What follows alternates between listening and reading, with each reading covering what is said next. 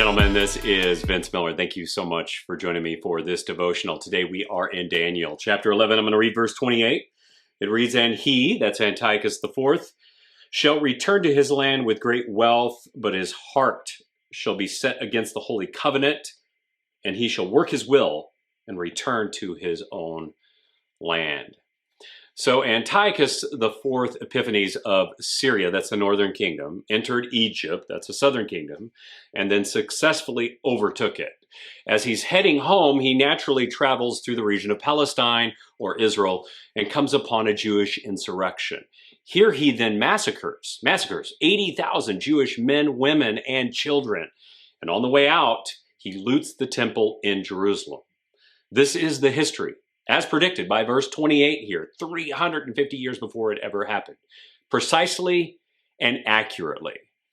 But the phrase I want to focus on today is very specific. It says this in the text. It says, "His heart," that's Antiochus IV, "shall be set against the holy covenant." You know, I think it's essential for us to remember that some people and leaders have hearts that are set against God and his plan, his covenant. Those people, whoever they might be, are moving not just against people in a natural realm, but against God in the spiritual one. You know, and I think sometimes we forget this. Maybe it's because we become overly focused on the injustices that we experience and the incredible pain they cause. Thus, what we do is we assume that the battle is ours, and it's not.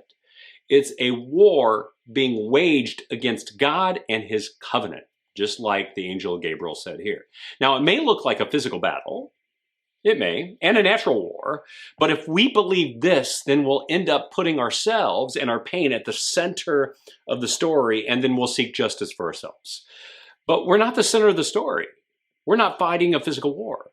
The war we are in is spiritual, and it's against a holy covenant and spiritual forces in the heavenly realms.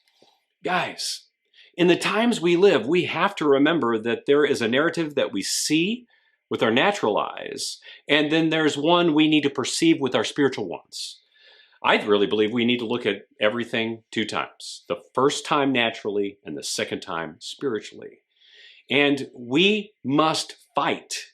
We must fight to maintain a mindset that sees every physical action with spiritual clarity that demands a spiritual reaction.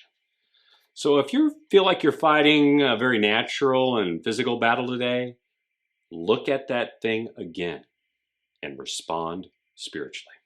I love you guys. I pray this blesses you. If it has, share with someone else. And I'll see you right back here again tomorrow.